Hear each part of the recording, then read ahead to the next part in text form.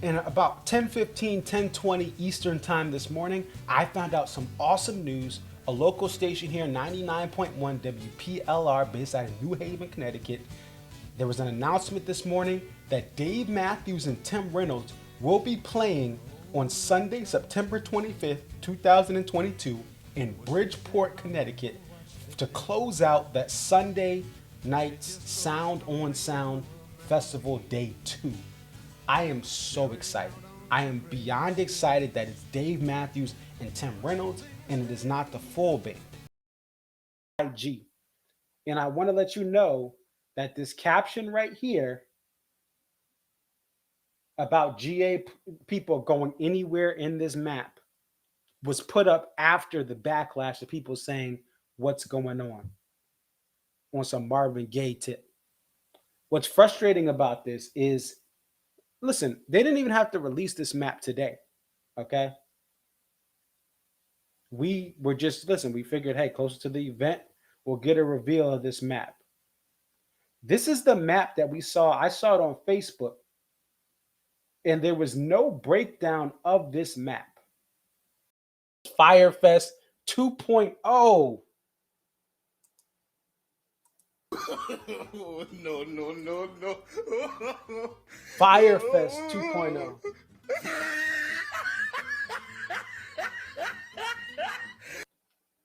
So he's saying, oh, yes, musical acts are amazing, but the sound mix is S. Bleep, bleep, bleep, bleep, bleep. Oversold by 300%. Can't move anything. Beer line, 45 minutes, 45 to 90 minutes. Bruh. Food line worse. I could go on. Feels like episode 2 of a documentary right before it gets horrible.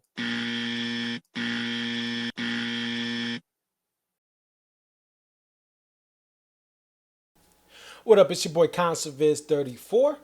I wanted to make a video kind of going over my experience at Sound on Sound Day 2. If you guys been following me, I've been covering this festival since it was announced, and especially when I found out the homies Dave Matthews and Tim Reynolds would be headlining Day 2. And there was a lot of coverage of this for the controversial issues on Saturday, September 24th. And I actually am glad that I did not have a 2-day pass, and I decided to skip Saturday's events, mostly because the cost. This thing was expensive compared to festivals like Boston Calling, what would be the eventual canceled Oceans Calling, and even See Here Now out in Jersey. I mean, this festival was much more expensive. But I'm going to go over my experience on Sunday. We'll also reflect on the overall reaction from people for the 2 days of music. So let's go ahead and take a look at my experience on Sunday, September 25th, 2022. I do want to make it clear that for this festival, the musicians themselves did not disappoint. Even through some sound issues, they did not disappoint. And the overall entertainment of the star power we got for Sunday, and even people I know who went Saturday, that has to be separated from a lot of the issues that both days did still face. And the other important factor for me personally on how I'm rating and reviewing this is the awesome friends that I was able to catch up with. I was also able to meet some new D&B fans as well. So a lot of my Dave Matthews Band crew and some of their friends and then their friends of friends, we hung out for various parts of the day, and that made a positive turn on an event that, again, I still say is overpriced. If you were to compare the price of a single day, whether your 2-day pass or your Saturday or Sunday only ticket, it's going to be cheaper to go to events like Boston Calling, which is in a bigger city, events like See Here Now, which is a better beach destination, and even the Oceans Calling event that was unfortunately canceled due to some of that the after effects of the Hurricane Ian. That was still a better overall deal than Sound on Sound. But again, the music did not disappoint. And let's take a listen into Gary Clark Jr. I wanted to see him for so long, and I finally saw how he has this next generation of entertainment level. I've seen B.B. King, I've seen Buddy Guy, and many other classic blues musicians live. And seeing Gary Clark Jr., even though he is getting older, he gives us this next generation of entertainment, kind of carrying over the legacy of many great blues legends that were before him.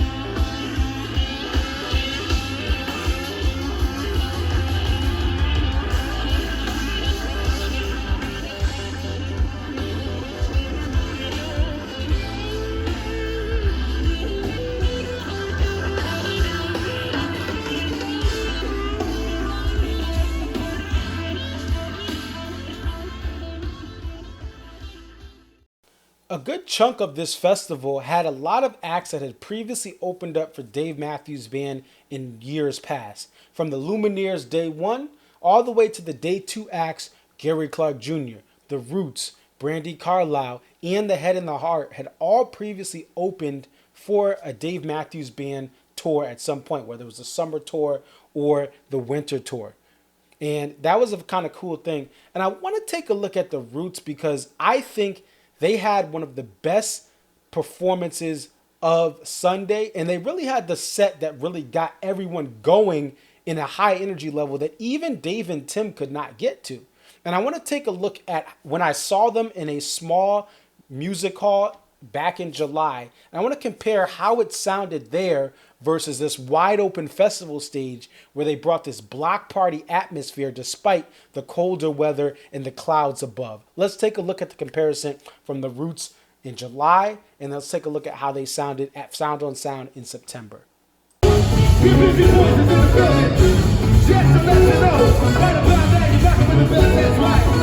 all are tuned to the sound of the legendary hard working revolution short shot. Hey,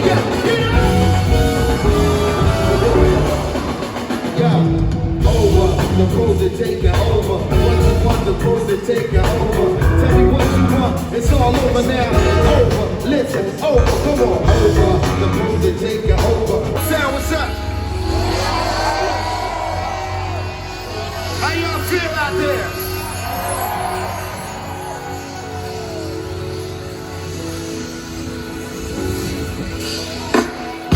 Let you know, right about now you're rocking with the best, that's right. You're all in tune to the sounds of the legendary hard working revolution. Short shot roots crew from Philly. I need to know if y'all ready to get it down. Let me y'all make some noise. Get up! Over, the pros are taking over. What you want, the roots is taking over. Tell me what you want, it's all over now. It's all over, y'all. Over, come on, over. The pros are taking over. What you want, the boys are taking over. Yeah, it's all over, what's up? Yo, I do the South Philly strut like the mamas, let's talk numbers. Not the rappers start punish, the figures again up in the hundreds. That's how I know you don't want it. Your hurry, scurry, run from it. Too many live brothers die for this thing to think it's a game. I take your working papers while you inking your name. Feel when I'm taking money, you just a link in the chain. What you in it for, making a chain? Bet you think you making a name. Tell me where you taking this thing, dog. Black Thought making it rain. Reach step into the party where the... So as you can tell, they sound much better outdoors. Again, I just love that block party feel that the Roots give. You didn't have to know any Roots songs. They showed you their showmanship as far as the MC skills of Black Thought, the various instruments that were displayed from their lead guitar player to the tuba player, Tuba Gooden Jr., as he's called, to Questlove on the drums. They just are made for festivals. They can go into a festival like this. They could go into Rock the Bells, a hip-hop based festival. No matter where they are, no matter what stage they are on, the Roots were made to entertain.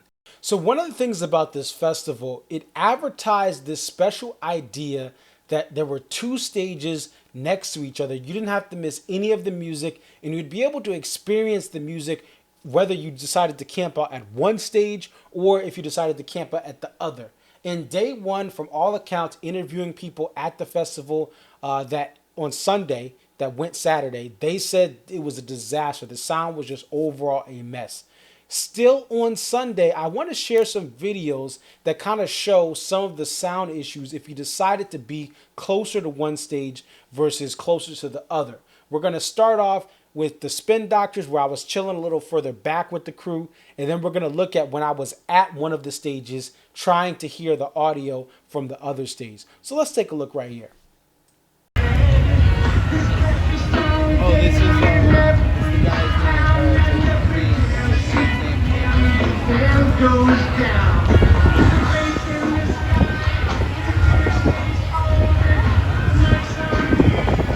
And they're not synced, it's like echo. Yeah.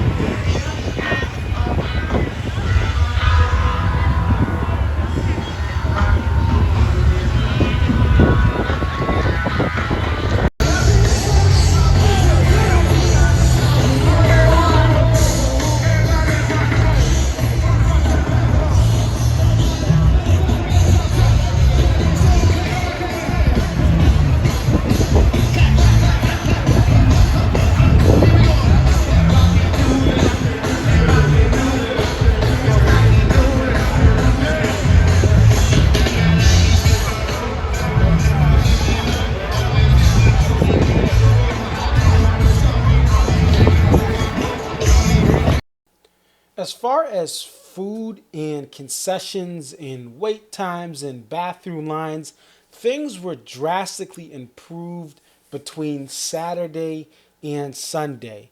For instance, there was a specific vendor that only sold White Claws. And on Saturday, the line was about 2 hours from people I talked to. That same vending area that just sold White Claws, pop open the can and give it to you, had virtually no line longer than 5 to 10 people throughout the day. It was very efficient.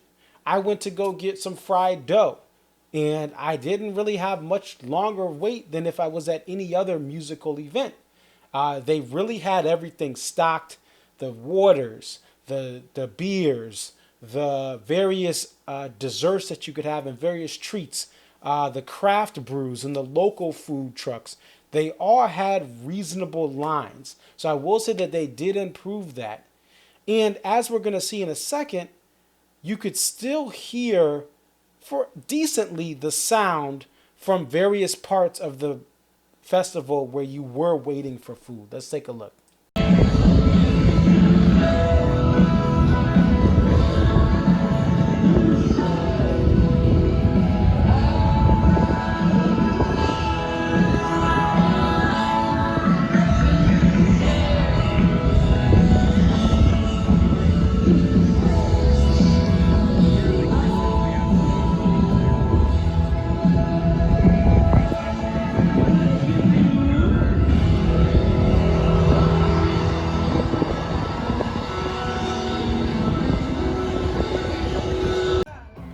So I did notice, and I did actually walk through the venue with people who were there on Saturday that also came on Sunday.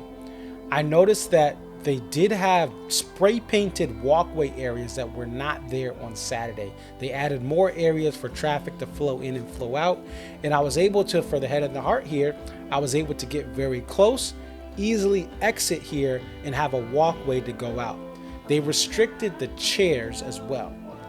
They actually said, hey, do you have chairs? You have to move further back from the stage, just like any festival would do and should do. That made it so that everyone up front was standing. In the back areas, there were some nice vantage points if you got there early to have your chairs staked out and still be able to see the full stage and just kick back in your chair. So they did a better job of improving the walkways.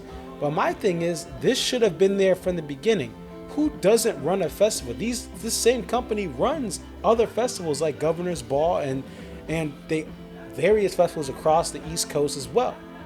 I don't understand why they didn't have these things in place. They shouldn't pack themselves on the back for doing the work that clearly should have been done from the beginning.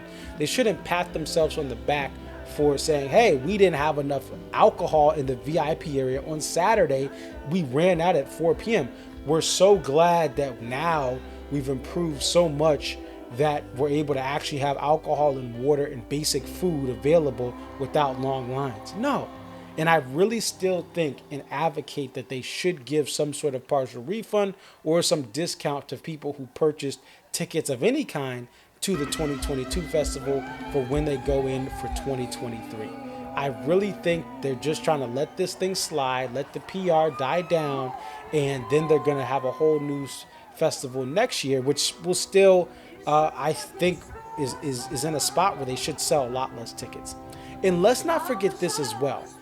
They sold so many tickets and then scared away a quarter, if not half, of the 2-day pass purchasers from coming back on Sunday. And that's why Sunday was so good, because they scared away so many fans. I know diehard Dave Matthews Band fans and Dave and Tim fans who went back home to New Hampshire and went back home to New Jersey and New York State because they were so disgusted with how badly Saturday was ran. And these people do not miss shows if they have a ticket, right? They do everything possible to get to that show. But it was so bad they scared them off. So they took the money from all these people who didn't come back on Sunday.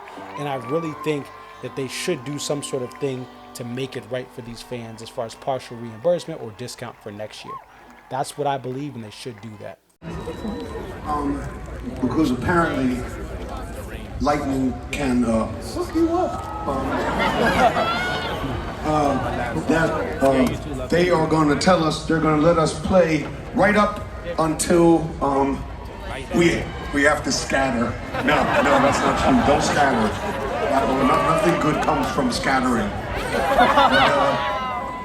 We'll play until they say we gotta get everybody to their cars. But we want to say thank you so much, everybody, and hope that you had a great day and a good time with us. And the next little while, until they say, unless we get lucky, that we continue to have a good time. But thank you all so much, and thank you for understanding, because I don't want nobody to get hurt. He's gonna do one more song. One more song. You got less than last song. Come on, last song. All right, let's see. You don't mind sitting in the trash. You said we're playing up into the Die Hard. They're gonna get a little. They're gonna like start talking. This song, I don't want to talk too much because I don't want to waste any time. But I got to tell you, just so you understand where I was coming from, you know, one time I was driving my Sunburn. It was a piece of shit. It was in the 80s, and I lost it, and it spun around, and it started spinning. Man, it felt like it spun 1,000 times. Anyway, it didn't spin that many times, and thank goodness nobody, that's me, was hurt. But that's what this song is about, if things have not turned out quite so well. Stop.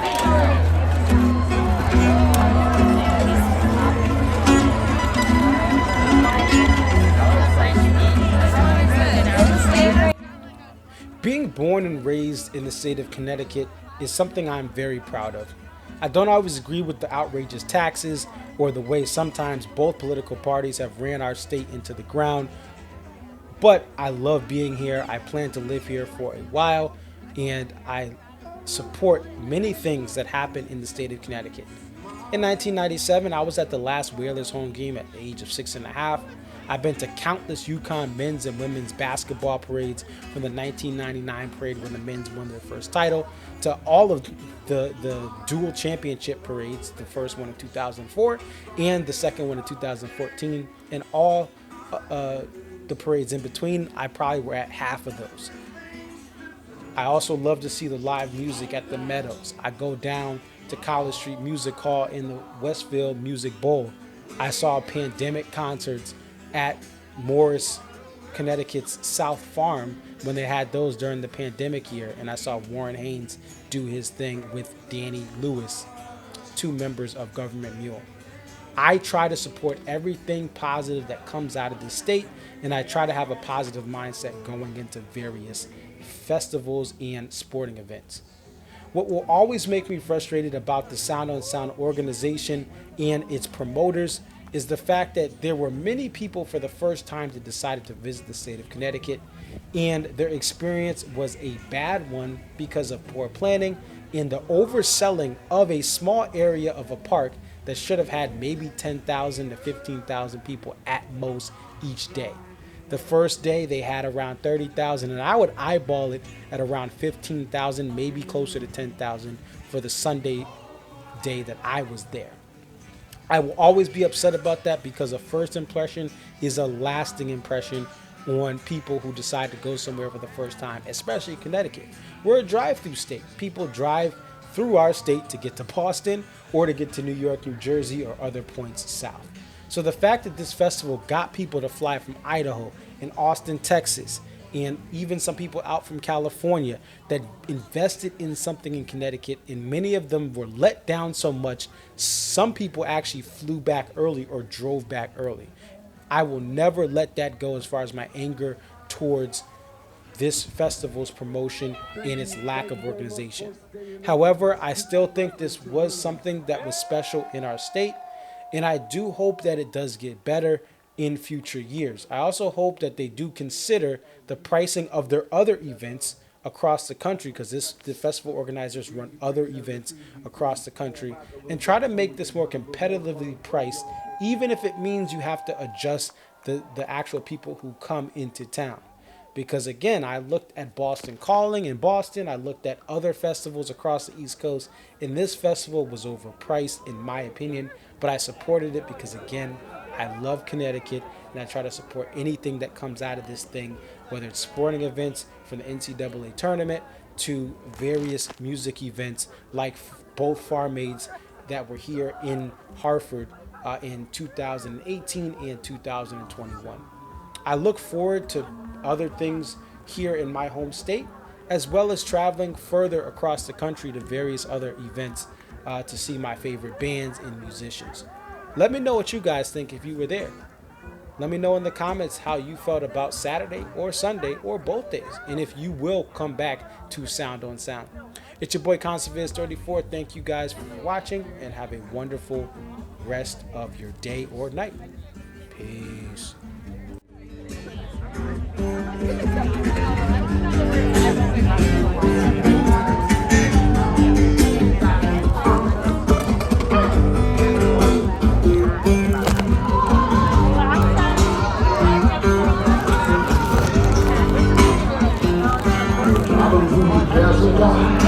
Another man who told me all this crazy man who didn't walk in there.